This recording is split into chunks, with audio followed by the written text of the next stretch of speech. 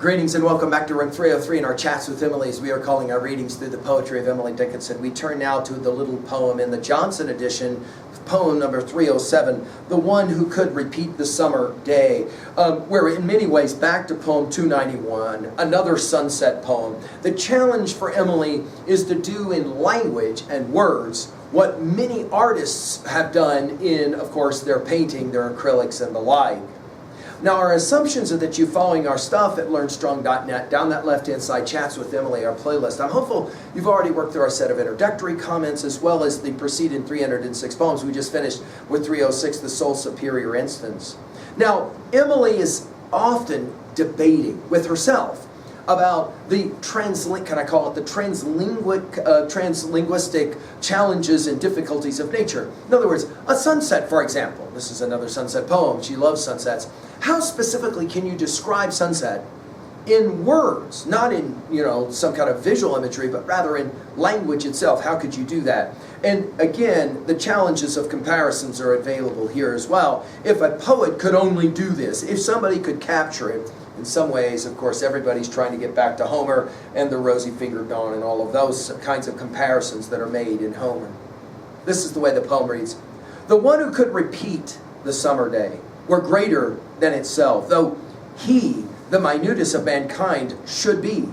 And he could reproduce the sun at period of going down, the lingering and the stain, when Orient had been outgrown and Occident become unknown, his name remained. Now, the easy way to read this poem is to simply use the construction of if a writer could. And then the poem just unfolds very, very quickly and easily. If the writer could what? If the one could reproduce the summer day. If one could do it, an artist, that would be greater than itself. In other words, the day is amazing, the sunset or whatever is amazing, but if you could somehow reproduce that in language, that would make the product even greater. Now, there seems to be an argument here that she's making that art and the production of art is somehow greater than the very nature that it wants to reproduce. This takes us back, of course, to our study of Keats, and especially Ode on a Grecian Urn. We've given full lectures at LearnStrong.net. If you could do that, it would make it greater than oneself, though he, minutest the poet, or artist, minutest of mankind, should be. In other words, this is a way to gain acclaim if you could ever figure out a way to do it. The word and here is really the word if, just to continue the thought.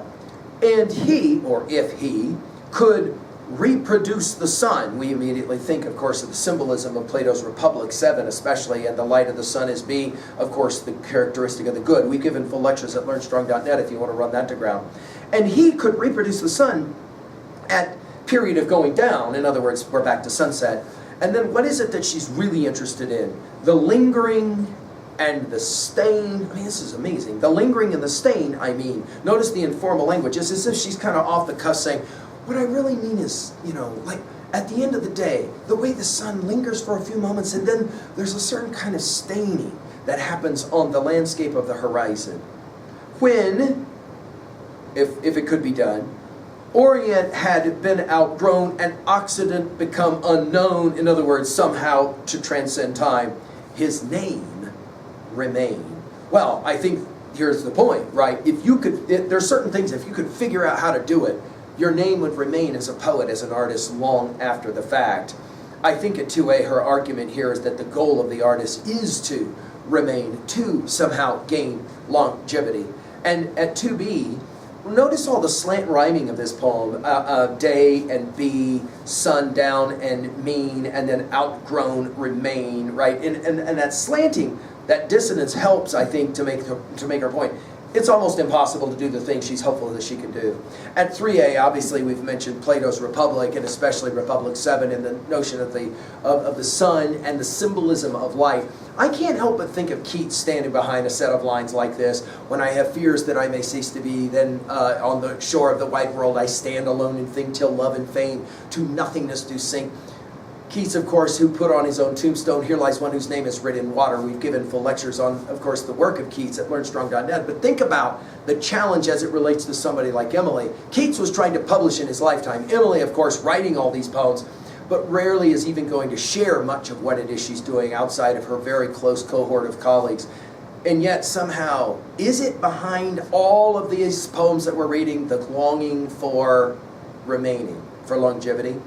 Finally, at 3b, to own a poem like this, do you wish to remain? And to what degree do you find that Emily is definitely going to be one of those who remains? I hope you think she is. Thank you.